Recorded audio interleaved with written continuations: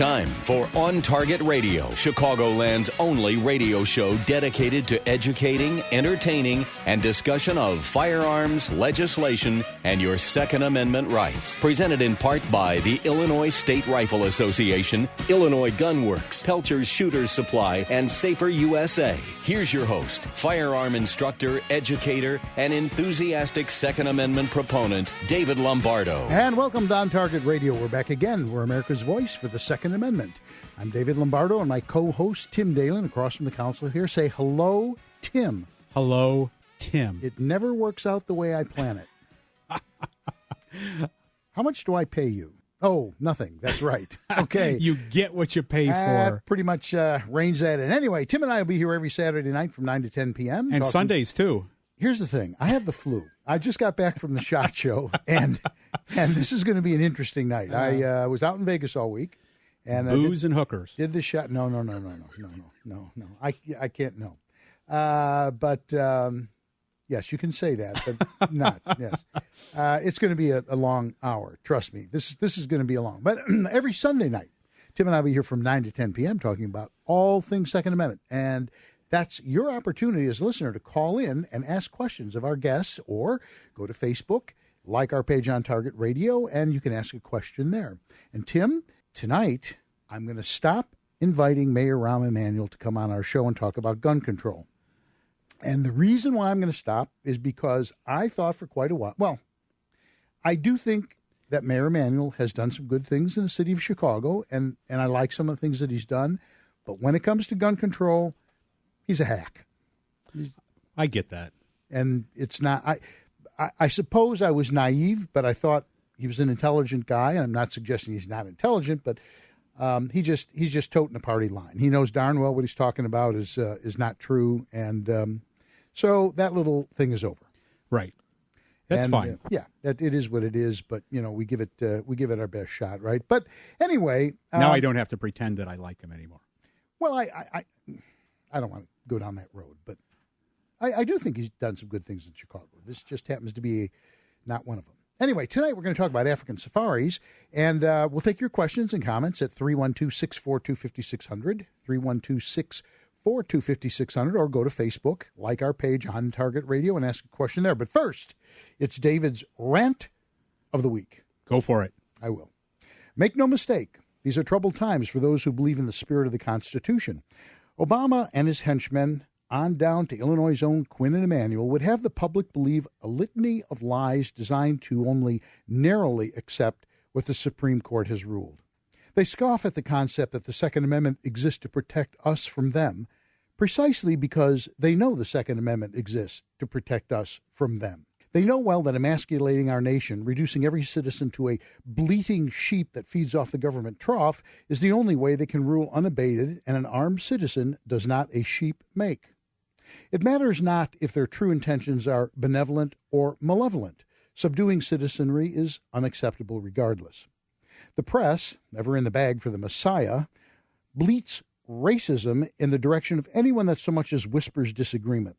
They are Obama's archangels, smiting anyone who would attempt to raise a barrier of facts against a rising tide of anti-gun emotional swill. Learned students of Saul Alinsky's Rules for Radicals, a book which I urge everyone to read, the anti-Second Amendment groupies know truth is perception. If you say it loud enough, often enough, the most inane concept becomes truth. In the coming days, the Soros-fueled liberals will mount the second greatest fabrication of reality since the making of a president. With the help of the press and Hollywood, they will craft a campaign designed to convince the populace that guns are the cause of all evil in this country. Like terrorists bent on the destruction of a great nation, they will shamelessly use children as shields to protect their fabrications, yet not one word will actually be aimed at protecting those children.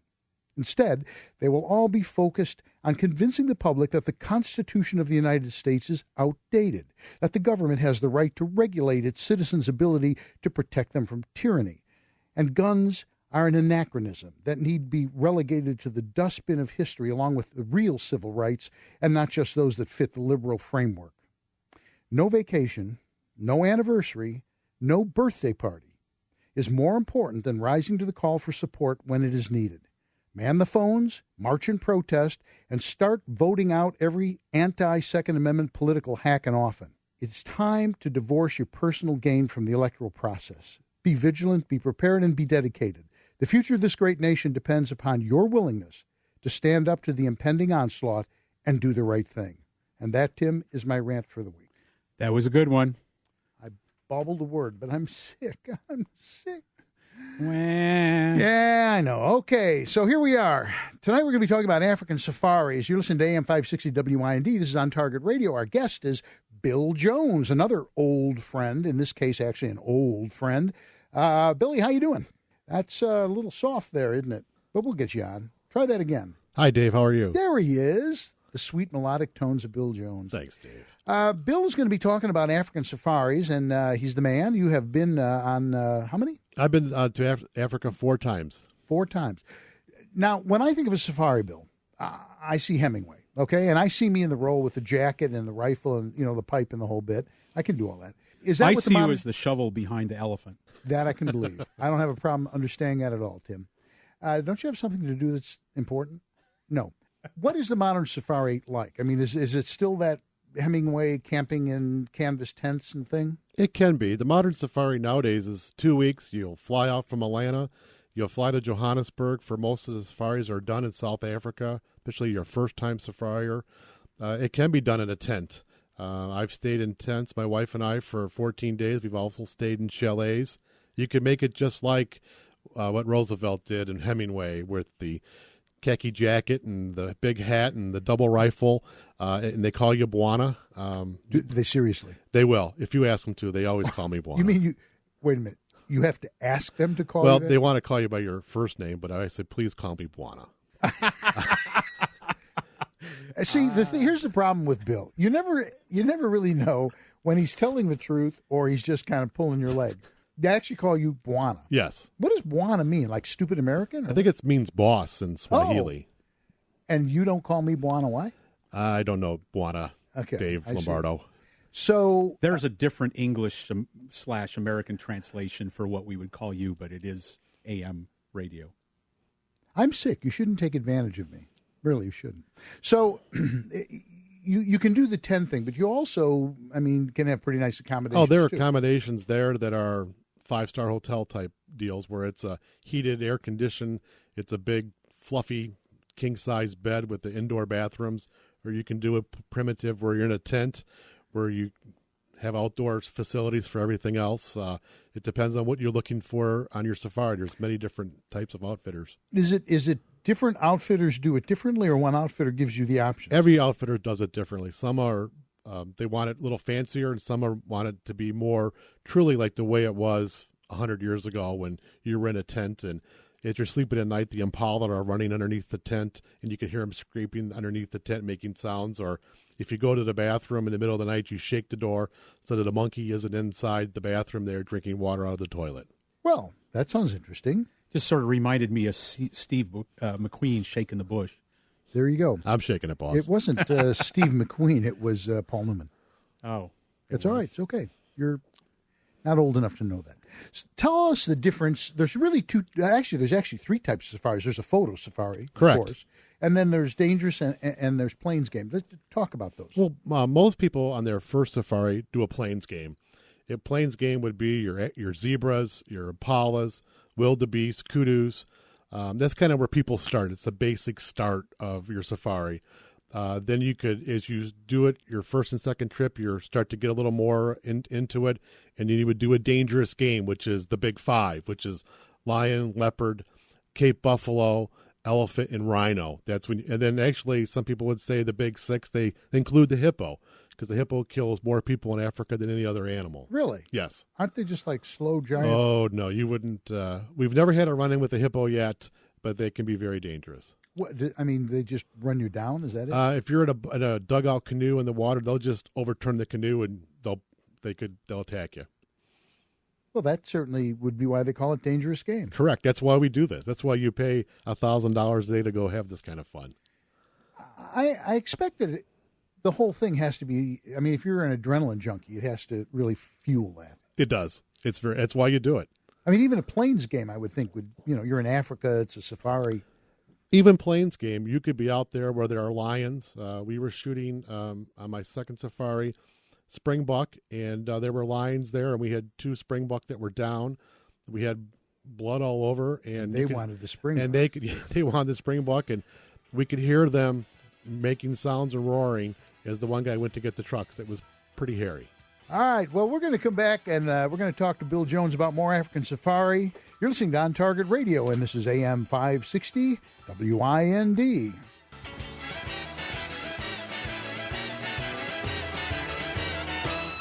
You can find this podcast and others at Gun Rights Radio Network, gunrightsradio.com.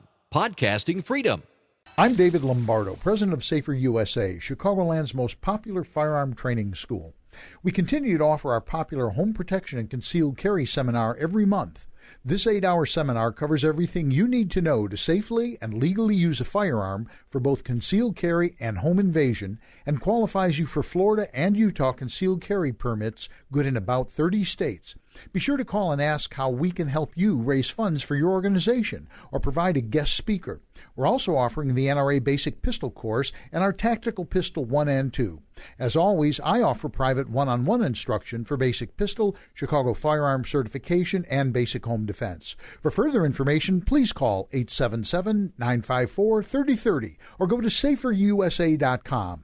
Safer USA, choosing to own a firearm is your business. Teaching to own it responsibly is ours. That's 877-954-3030 or saferusa.com. You're listening to On Target Radio on AM 560 WIND with David Lombardo. Here's David with more interesting conversation on firearms, safety, your Second Amendment rights, and much more. To participate, call the studio at 312-642-5600. We're talking about African safaris this evening. For those of you who like to watch us on the video, our video is... dead. I shut it off. It's dead. We, Tim, T1 walked in the studio and got ill, and I hope he's doing well. We're worried about him, but he raced back out, headed for medical services. Tim 1 is the only one who thoroughly understands it, and it's never actually really worked very well for him either. So it is. And the other Tim that's here tonight was just too stupid to figure it out. No, it's not. I didn't mean it that way, but it's just, you don't have video. Tough luck. I get it, yeah. But in any event, we're talking about African safaris with Bill Jones. Bill, you know, when you teach hunter education, we're always talking about hunting free range. And there is a whole question about whether or not African safaris are free range hunting. So when we, after we get done with Tim's little thing, I want you to think about that a little bit, because I want to talk about what that means. But first, the single most important event of segment 2, to my mama anyway, is Tim's Fighting Back, which is brought to you again this week by the Illinois State Rifle Association. At about 7:30 p.m. this past Friday night, January 18th, 30-year-old Charles L. White broke into residence on North Heron Street in Elsinore, Missouri. The bad guy, Charlie, commenced to assault the 82-year-old homeowner who decided to fight back. Our 82-year-old hero drew his handgun and shot the bad guy. Sad to say, though, that Charlie was only wounded and fled the scene. The victim, however, was able to identify his assailant. The police obtained a search warrant for the bad guy's house and arrested him there a short time later. After being treated at a Poplar Bluff hospital for a gunshot wound to the arm, Mr. White was charged with both assault first degree and burglary first degree. He is being held in the Butler County Jail under a $500,000 bond. The truly sad part of this story, though, is that the 82-year-old homeowner was taken to a Poplar Bluff hospital and then by air ambulance to a St. Louis hospital with head injuries. But I believe I speak for everyone listening when I wish this brave gentleman a speedy recovery. This has been Fighting Back, brought to you by the Illinois State Rifle Association. And that's personal protection as advertised. Yes, it is. That's what we certainly would like to. We'd like to see a little more of the rights of individuals to be able to defend themselves, even in the People's Republic of Illinois. The subset of Chicago. We have a phone call from Ed. Ed would like to know about, do you need a license to shoot an animal? Ed? Yeah. I was just wondering, I know you kind of need a permit or a license to shoot gazelle or impala. And my question to Bill is, if you're collecting the game and a lion comes at you and you think you're going to die and you shoot it, is there a penalty for that? Hopefully, no, unless it gets you. In most countries, when you're hunting, you have a game scout with you who works for the country that you're hunting. If you were in a situation where a lion jumped out of the bush and you had to shoot it to save your life, you're not going to have to pay for it. You're not going to be in any trouble. Now, you might be able to pay for the animal, the trophy fee, and then take it home, but you have every right to protect yourself. Usually before you'd have to shoot it, the game scout or your PH or professional hunter is there to protect you. So you don't really need a permit. Now, in some animals, they have what they call CITES animals, elephants, rhinos, all your cats. You have to have a permit to export it out of the country to bring it back into the U.S. You have to have a CITES permit to import it back into the U.S. All right. Thank you. Thanks, Ed. Thanks, Ed. Okay. What kind of a permit? Sighting? CITES? What is that? Oh God, Dave, you're going to get me. It's an international treaty permit. Oh, okay. Where you could export so many leopards and so many elephants out of a country. It's a throughout the whole world permit, so you can only import so many. Like right now, if you wanted to bring a polar bear back into the U.S., there's no permit for it. You cannot bring it back. You could go to Canada and shoot it, but you could never bring it back into the U.S. right now. So that's tied to an entirely different. It's not conservation on the end where the animal resides. It's bringing it into the United States. Yeah, there are animals. You could shoot a cheetah in South Africa, but I wouldn't be able to bring it back into the U.S. And there's logic to that? There's no logic if you're a hunter and you want to bring back the trophy. There would be logic if you just want to shoot the cheetah, but it makes no sense to me if you can't bring it back into the U.S. as a trophy.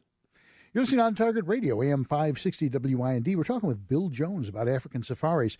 I started at the beginning of segment 2, brought this up, and I want to follow up on this. We always teach in the U.S. about fair chase game. Now, we've heard things about in Africa, they're fenced. Talk a little bit about that. Most safaris that occurred in South Africa are on high fences, and these can be 10,000, 20, 30,000 acre fenced areas where on 30,000 acres you could drive around all week and never see the fence. That also gives you the opportunity and the outfitter to take 4 or 5 animals. For if it was a free range in Zimbabwe or Mozambique, you might hunt 14 days and only see 3 shootable animals. So it does give that first-time safari person or guy or woman the opportunity to take 4 or 5 good animals. It's also a way for the outfitter to keep the animals, because they are expensive, inside his area. That's why it's fenced. Do they raise them, or how does that work? They do raise them. It's also done through conservation in a way where you wouldn't shoot a small impala because you want that impala to grow up to be a trophy impala, and then once it's done breeding, it's figured out his life cycle for the animals there. Then you'll take that out of the herd, and another ram comes in and takes his place. So it does make sense when the animal's done breeding and growing to harvest it. So the property owner, the outfitter, I assume, owns the animals. Yes, he does. Interesting. So he's making at some point he must have made an investment in those animals. Probably to start his original herd, he probably did, and after that, Mother Nature takes over and they start having babies, and you have animals. And there is still a conservation aspect about how you grow them and harvest them and so on. That's where you get the outfitters that are more ethical and make sure that their animals are raised properly, and they want to shoot older animals and not take the young ones out of the herds. And because it's a very large investment for them. And, when you're looking at a zebra that you might charge $1,100 trophy fee, that's $1,100 on the hoof that you want to make sure is well taken care of. The game itself, when you shoot an animal, are they all edible? Yes. Only thing you wouldn't want to eat is a water buck. It's a great trophy, but it tastes horrible because the water buck is a very oily skin. It tends to get on the meat, and you really wouldn't want to eat it. Plus, you wouldn't want to eat a warthog. It's not like our domestic pigs here. It's very tough. You would not want to eat a warthog, but most hunters and camps want to eat what they've shot. Usually you're shooting what the guy shot in front of you because it usually hangs in a cooler for 4 or 5 days to try to set up a little bit. So usually you might shoot something the first day, and then maybe by the time you're leaving in 14 days, you might have the animal for lunch in a stew or different ways they prepared the game meat, but you sometimes would eat your own animals. Plus, you can't bring any of the meat back to the U.S. Anything you shoot there, the meat has to stay in that country. So you eat elephant? Yes, we ate elephant. We ate elephant in 2012, my wife and I, and it was very tough. I ate it just enough to say that I ate it, and it was prepared for us, but it was very tough. I could not hurt their feelings, so I ate a little bit of it. It was very tough. Then obviously that's a huge amount of meat. Some of these animals are massive. I mean, if they're just a small party of people, what happens to the rest of it? After we shot the elephant, after you take all the hero pictures and stuff, within an hour, people come from the villages, and somehow they know, I don't know how, they just start showing up with baskets, and they start cutting up the elephant and taking all the protein, because in Africa, there isn't grocery stores. There's no way for them to get that protein.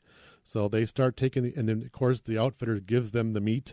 You might bring a little bit of backstrap back for camp, but most of the time, an elephant, it goes to the local people. And that's kind of why they support the animals and try to help the outfitters make sure that everything is taken care of. So basically, to a certain degree, you're supporting the local economy. You are. That's what's frustrating sometimes about the bunny huggers that are always upset about the hunting. They don't understand that these people are hungry over there. There's in some areas, there's so many elephants that they can't take care of them. There's not enough food for the elephants. So some hunting puts money back into the local peoples, and they have something to eat.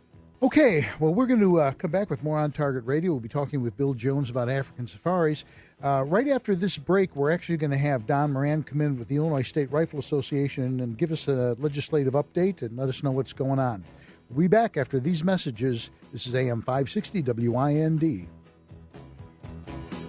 Attention firearm owners or those considering exercising your Second Amendment rights. I want to tell you about Illinois Gun Works. From void services and new firearm purchases to gunsmith services and an indoor shooting range, Don and his staff will assist you without attitude or pressure. Need training? Illinois Gun Works' popular Illinois Responsible Firearm Owners class teaches you the regulations to legally defend yourself, own, and transport your firearm. There's a required class for a Chicago firearm permit and popular new shooter familiarization class, including one for women. Now, I took this class and urge you to reserve your spot fast for this fun class. Illinois Gun Works offers a wide selection of training and certification classes, from security work to those just considering ownership, even special group classes. Illinois Gun Works, Chicagoland's full-service firearm headquarters, is located on Grand Avenue, just a block west of Harlem in Elmwood Park. Call 708-452-0040 or visit IllinoisGunWorks.com. That's 708-452-0040.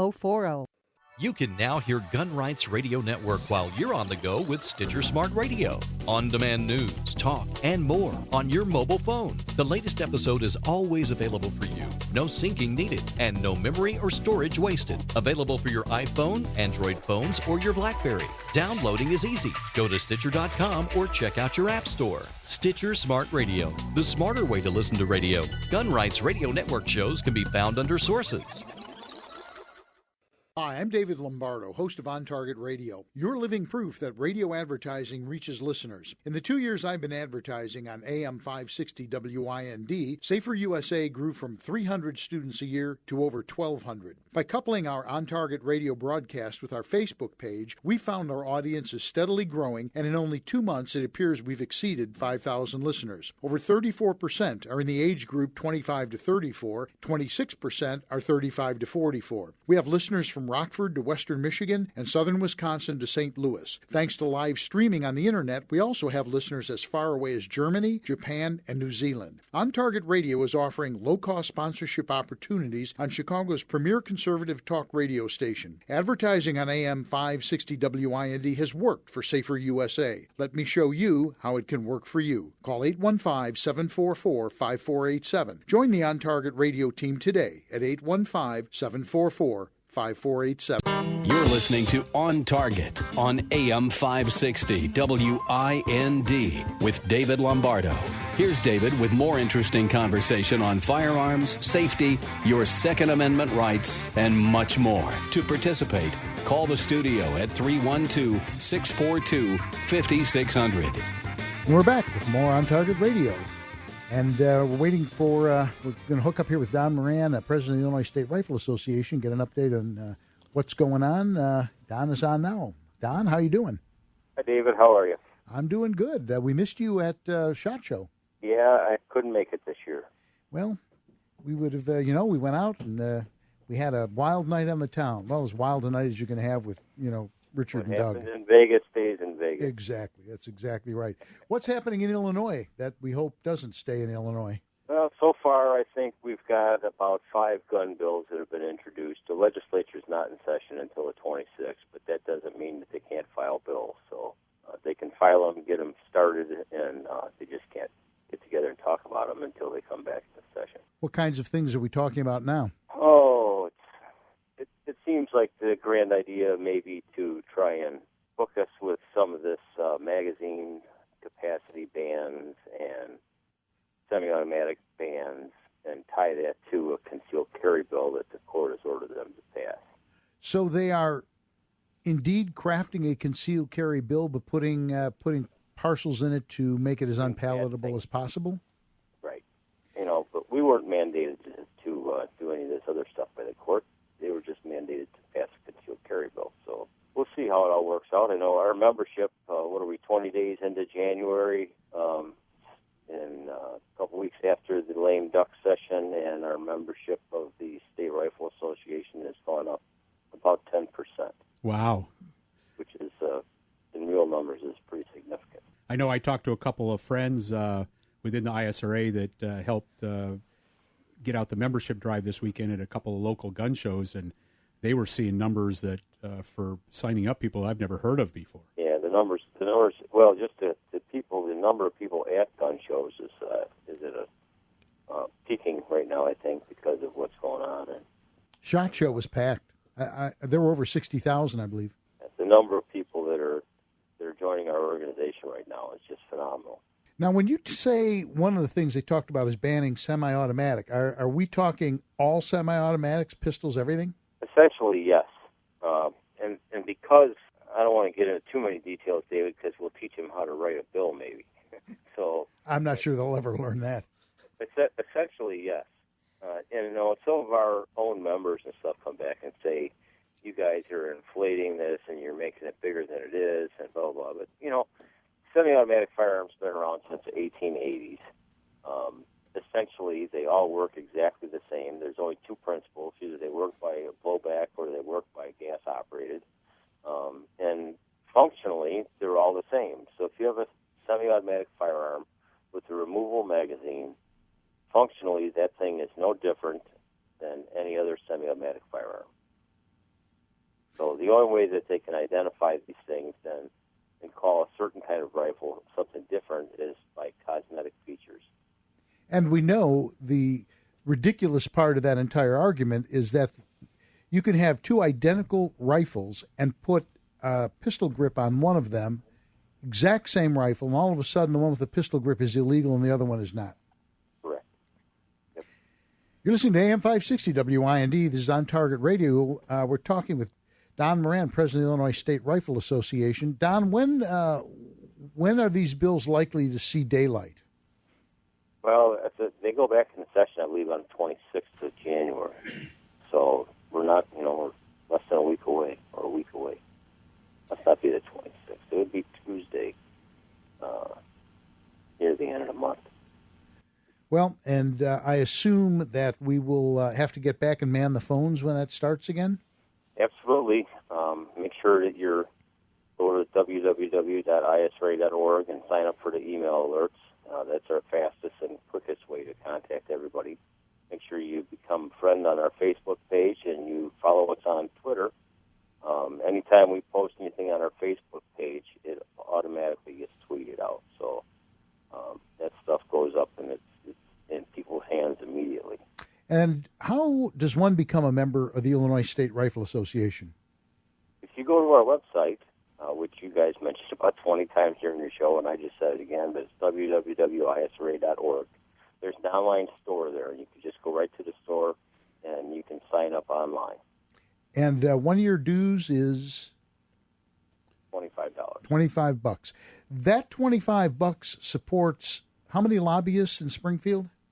4 right now, but we may have to increase that this contest So people need to understand that within the state of Illinois, we love the NRA, but within the state of Illinois, it's the Illinois State Rifle Association that is really sticking up for our rights as Illinoisans. And so if you're not a member of the ISRA, we're paying your freight.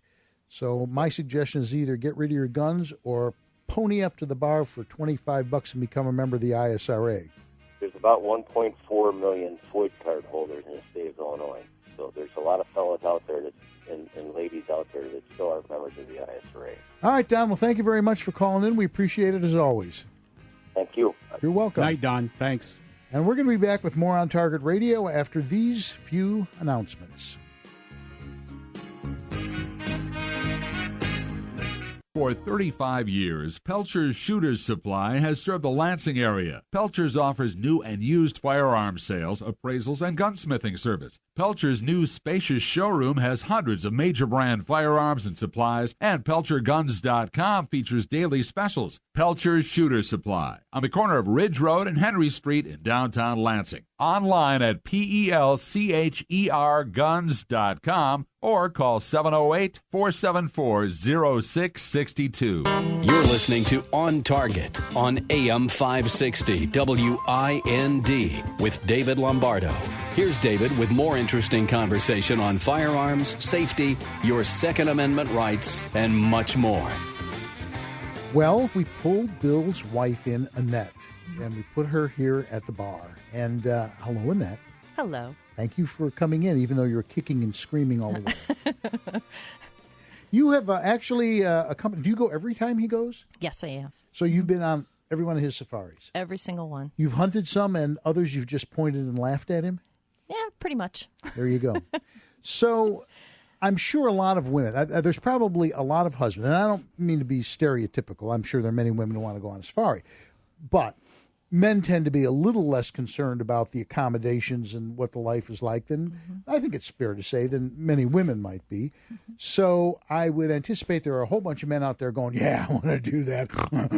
And there are a lot of wives going, So tell us a little bit what the day is like. What's the life like? First of all, I would highly recommend that the spouse goes along on the safari.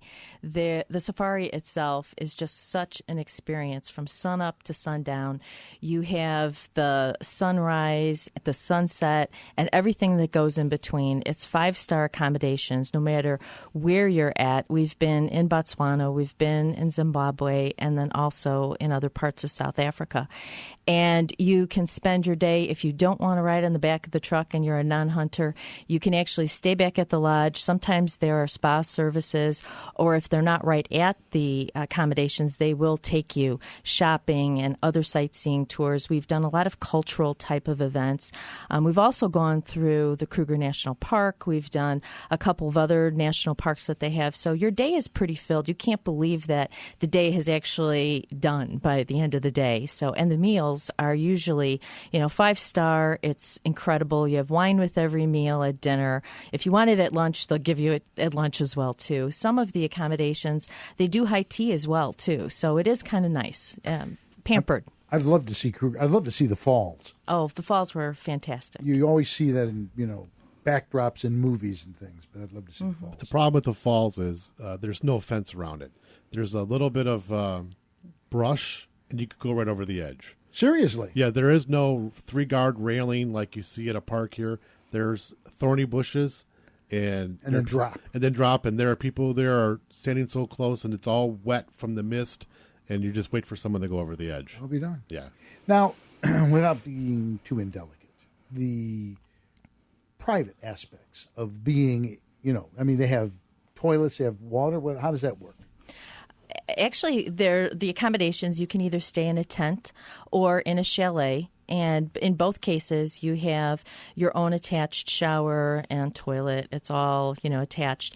The tent, though, it is a little rough. I will say that it is a little colder in the morning because it is outside of the tent, and your tent is attached to the accommodations that are kind of on a deck type of scenario. So it's a little cooler. So sometimes we tend to stay in the chalet, but it's still pretty livable. Let's just put it that way. You're listening to On Target Radio, AM 560 WIND. I don't think I understand something about the tent. Are you saying that the tent is pitched in camp on a deck next to a building? What would be the point of being in a tent like that? No, you're on a tent that's actually sitting on top of a deck. And the shower facilities, as well as the toilet, they sit right on top of the deck as well. And it's half covered. So you end up having a little bit more fresh air coming into that portion of the tent than you actually have in your sleeping accommodations. As versus what is essentially like a hotel room? Correct. Yeah, or a chalet or some people put the tents up a little bit so they're out of the mud. Mm-hmm. When the rainy season, the tent isn't in the mud. So this tent stays nicer longer if it's up maybe 2 or 3 feet up off the ground. Also easy for them to run the plumbing, and stuff to it. Basically, you're comfortable. It's very comfortable. Very comfortable. The worst camp in Africa beats the best camp in Alaska. Well, I've been to camps in Alaska, and they can be challenging. Yes. Mm-hmm. You go by vehicle? How many acres did you say? 20, 30,000 acres? That's like 40, 50 square miles. Most of the time you're on the truck in the morning at first light. It's a spot and stalk. You'll drive and you'll cut a track on in the road, and your trackers will see a track of an animal, and you'll get out and you'll start stalking it. Or you'll see it off the truck and you'll jump off the truck very quickly, and he throws the shooting sticks up and you'll have the opportunity to take the animal. So it could be a little bit of both. You could also sit in the ground blind at a water hole and wait for them to come in and drink of water, and you take your animal that way too. So a little bit of both. We got about a minute left in this segment. How much does it cost? Most safaris are a little less than a really, really good elk hunt. It's about $500 a day for the individual, for the hunter, for his food, accommodations, the use of the professional hunter, trackers and stuff, about $500 a day, and then you pay per animal like a smorgasbord of what you want to shoot. So a zebra's $1,100, and a Apollo could be $600. So you could shoot whatever you want, or you shoot I'm with my wife until I run out of money, and she says you're done shooting, and that's why I take her. It's nice to have a stopwatch along. Yeah, she goes, "It's 2 kudos, Bill. You don't need another one." See, the practicality. It's a practicality. Marriage is a wonderful thing. Yes. We got 15 seconds. What's an appropriate firearm? Any 30 caliber class that you hunt deer with here in the U.S. is perfect. A 300 Win Mag, 300 Weatherby, up to 416, 375. You also want game. For plains game, for dangerous game, 375 H&H is the minimal. You also want to be able to handle the rifle. Some people come out with 416s, they've never fired it. I'd sooner see a client come out with a 300 Weatherby and be proficient with it than a 416 and not be able to shoot it without flinching. Okay, well, we're going to be back with more On Target Radio and Africa after these messages.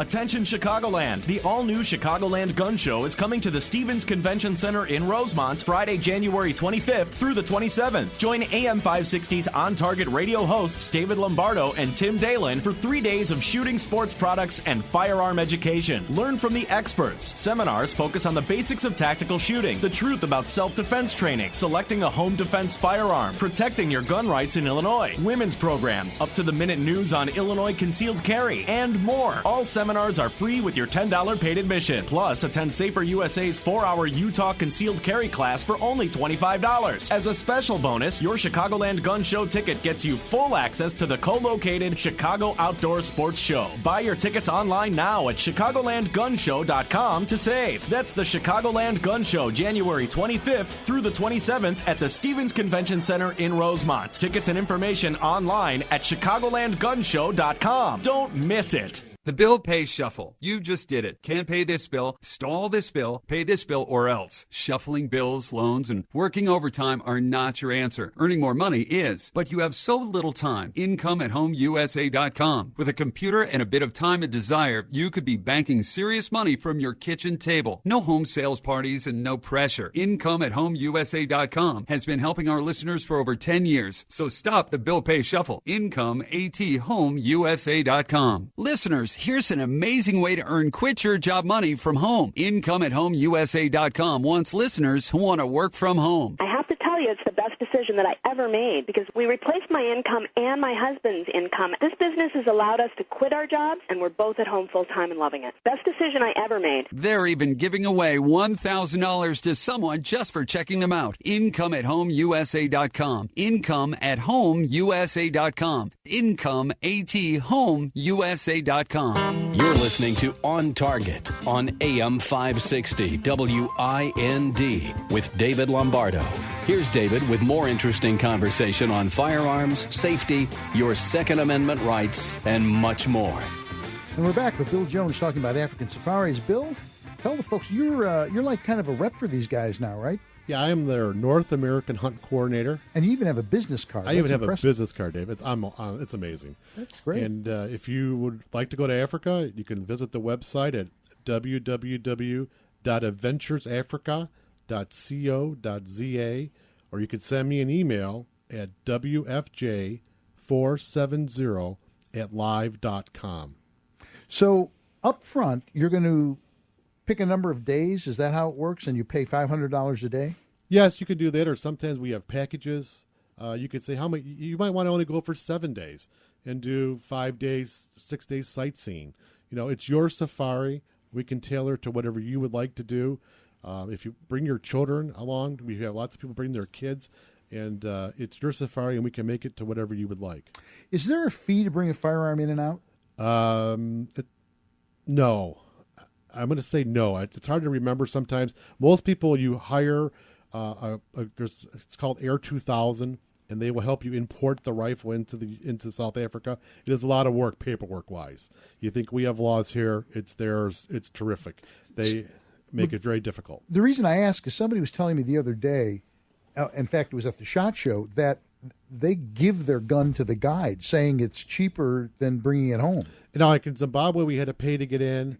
We'll be in Argentina here in March, and it's $150 per rifle. It depends on the country, too. You might not have to pay in one, but if you go to another country, they might charge you for it. So the $500 a day gets you all the meals and the guide and everything? The guide, skinning of your trophies, the tracking if you wound the animal, and you spend the rest of the day tracking it through the bush. It also gets you his expertise is what you go for, to teach you about what animals you're going to shoot and learn to be a better hunter. So you still have to pay for airfare. Correct. You still have to pay per animal. There's a fee. Correct. Above that, you have to pay to have it mounted.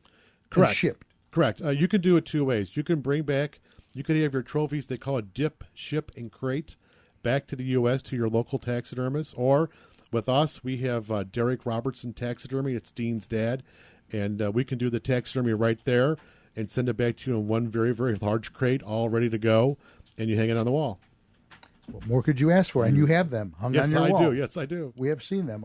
They're all in these. There's Bill has a man cave and a trophy room. It's impressive. Very impressive. I have a pigeon that hangs out in my basement. It's, Bill, Annette, thank you very much for being on this evening. Dave. Thanks. We certainly appreciate and enjoyed it. Tim and I would like to thank our guests, of course. And what? No, I'm waiting for that pithy statement from you. No, there's no pithy. Tim Montague, our technical consultant. I hope, Tim, if you're listening, you're doing well. We're concerned about you. I'd like to thank Vicki Cohen, our call screener. Jack Deiters didn't show up tonight. We don't know what happened to Jack. Our intern, George Hoffman's on the board. We'd like to thank our sponsors, Chicagoland Gun Show, Illinois Gun Works, Pelcher Shooter Supply, Illinois State Rifle Association, our website developer 31 Moons, and Safer USA. Next week, Tim. Next week? Not next week, Tim. Next week, Tim. Frank Bernstein and Rich Smith are going to be talking about the civilian marksmanship program.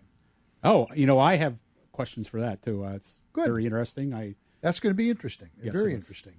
But we'll be looking forward to that. All you AR fans and M1 Garand and M1 Carbine fans. Right. One more reminder, iGold, Illinois Gun Owner Lobby Day, coming March 6th. Put that on your calendars. Go to isra.org and learn more. And we want to be sure that when's our next home protection concealed carry?